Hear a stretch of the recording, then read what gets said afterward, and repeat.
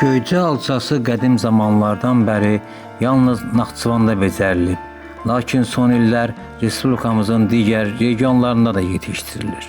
Masallı rayonunun Ərkivan qəsəbə sakini İsrail Nəzərov 15 ildir ki, həyətyanı sahəsində göycə bağı salıb.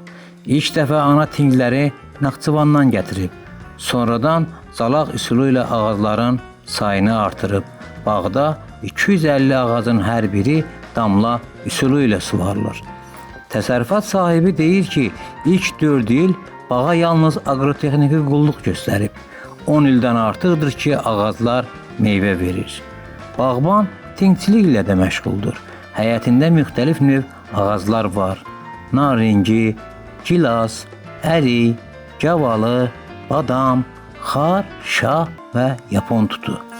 İsrailin mərhum atası Səttar kişi də ötən əsrin 70-ci illərində bağçılıqla məşğul olub.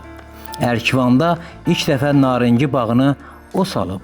60 yaşlı bağ sahibi bildirdi ki, əmim oğlu Oruc da həyətindəki bağında göycə yetişdirir. May ayının ortalarında nübar meyvə dərişinə başlanacaq. Mövsüm boyu yığım bir neçə mərhələdə aparılır. Bu dadlı və sulu meyvəyə tələbat var. Bazarda qiyməti də qanedicidir. Məhsulun satışından qənaətbəxş gəlir əldə edirik. Akif Ağayev, Elsəvər Əliyev, Faiq Mirzə.